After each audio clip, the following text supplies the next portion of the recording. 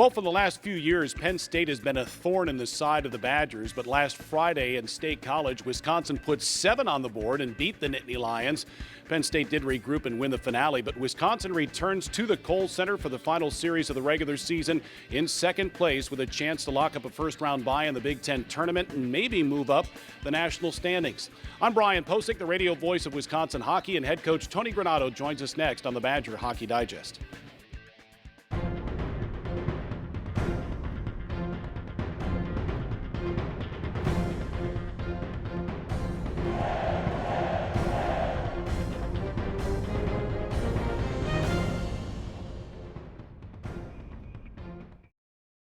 This is what collaboration looks like. This is what happens when a cardiologist in Appleton works step in step with specialists at UW Health in Madison. You see, when Terry's condition required a second opinion, his doctor turned to the cardiothoracic team at UW Health. Together, we made sure Terry got the care and the heart transplant he needed. Powerful minds, compassionate care, amazing results. UW Health, remarkable. Well, Tony, I know you'd like to go on the road and win 2, but to go on the road and win 1 ain't all bad, especially in a place like Pagula Ice Arena where you beat Penn State on Friday 7-4. You had 3 different players score 3 points, Will Johnson, Ryan Wagner, and Corbin McGuire, and played well all the way around. That was a big win for you, wasn't it? It was a really big win for us. They'd come into our building a few weeks before that, and they outplayed us. They did. They won the races to loose pucks. They beat us in some areas of the game that we were so strong on leading up to that weekend. So it was important for us to go into their building and get back on track. We did that on Friday. We had an outstanding effort, top to bottom, right through our whole lineup. Saturday, we were a little bit banged up. We went into that game. We created a lot of chances. We just couldn't finish. And then, when we fell behind, we tried a little bit harder to get going offensively, and they took advantage of it. So I don't think it was a 6-0 game when you look at the chances and how the game was played. They were riding a lot of emotions after losing on Friday, and they poured it on a little bit in the third period. But I thought all in all it was a really solid weekend for us, and we moved up in the standings a little bit as far as the pair-wise goes, and that's been our goal all year, just keep improving and getting better and climbing in that, and we were able to do that. Yeah. Back to Friday's game, you had a few big goals, important goals, one from Jason Ford, another that came from Grant Bessie, which proved to be the game winner, Matt Ustaski late in the second period that gave you the lead for good. Timely goals, those are huge. Which I think our team has stepped up. Whenever you think something goes bad against us, and I'll give you the example. We have a 5-minute power play. We didn't generate much. Our power play guys just couldn't get going. They did a really good job on the kill, and a lot of times the momentum of a good kill carries over into the next shift. Yeah. And for us, with a bad power play, we went out and we got back on the attack, and Ford gets us that goal. Then we're go up by 2 goals, and then they score 2 goals to tie it up. And when that happens, usually you get on your heels and you're afraid to go on the ice and make a mistake to have a third goal go on. Instead, we go out, we make a play in the neutral zone, we turn a 3-on-1 into a goal on Ustaski's goal. So I just think our team has learned so much and grown so much to not let things that normally would affect teams in a negative way do that to us. I think we've handled it well. We've put what's happened behind us fast and forgotten it and got back to playing our game, and I think that's been a great compliment to our players and how they've responded all year. Yeah, and your point's well taken too about Saturday. You're minus one of your best defensemen in Peter Tischke, who regularly plays 25 minutes per game. He wasn't able to go. Hopefully we'll see him this weekend, but without him, that's a tough hole to fill, isn't it? Well, it is, from the standpoint that we've relied on him for so many minutes this year, playing against the other team's best line, every defensive zone face-off, starts of games, and everything else. So he's a big part of our back end. I thought, like I said, they were hungry. Mm-hmm. They scored some goals, and then I thought at the offensive end for us, we had maybe as many good chances as we had the night we scored 7. This goaltender Jones was great. The rebound chances that we had when we looked like we had empty nets, he found ways to make miraculous saves on us, and they just didn't go in for us. And then, like I said, we got a little bit aggressive offensively to try getting back in the game as the game went on, and they took advantage of it and ran the score up a little bit. But in the big picture, the weekend was good, and we should feel good about ourselves heading into this weekend against Ohio State. Yeah, this weekend is the final regular season series for the Wisconsin Badgers against the Buckeyes. More on them coming up, plus it's senior weekend too. Back in in a moment. This is Lexi Rush. She's 10, and she's amazing. You see, Lexi was born deaf and couldn't hear anything.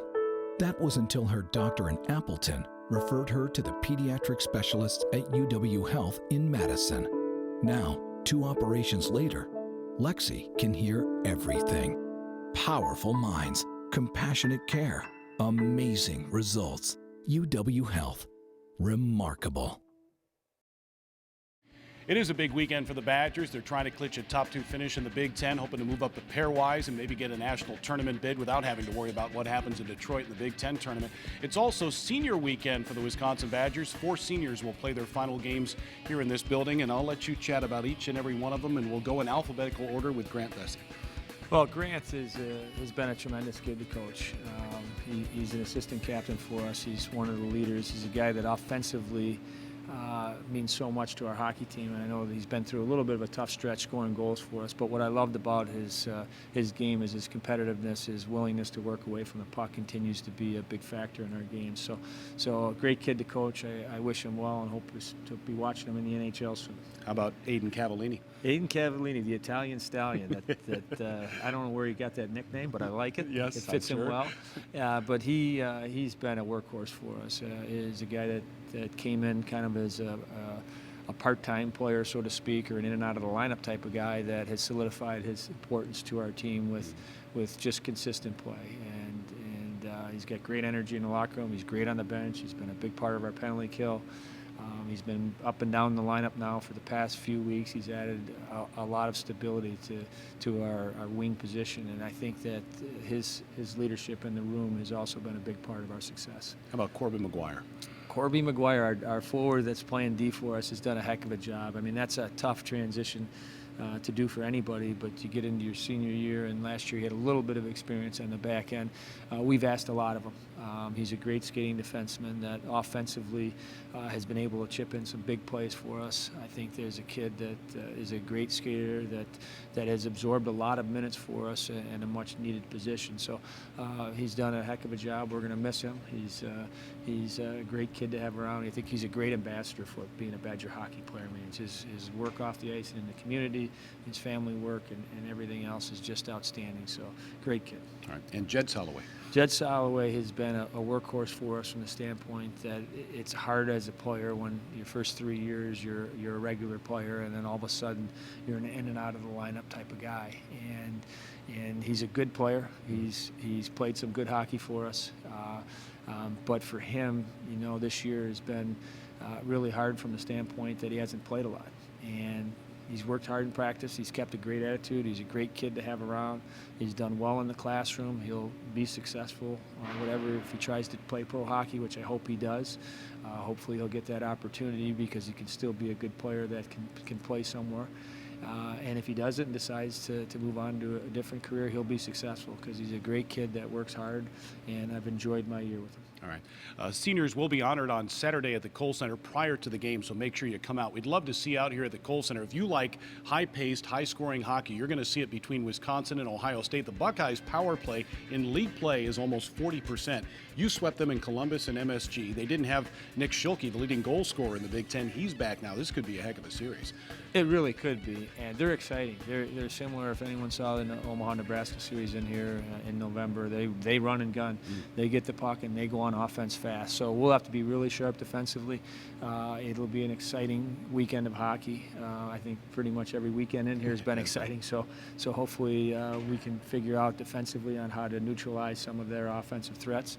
Obviously, we can't take a ton of penalties with how successful their power play has been, and it should be an exciting weekend. Yeah, looking forward to it. And don't miss Saturday night for another reason, too. It's the 40th anniversary of the 1977 National Championship team. It's alumni weekend. There'll be all kinds of Badgers here, won't there? And if maybe some of those guys still got some eligibility left. Steve Alley and maybe nice. Mark Johnson might still have a year left as well. They can still put the puck in the net, too. And their power play was probably 39%, which is maybe the greatest all-time power play in the history of college hockey. Yeah.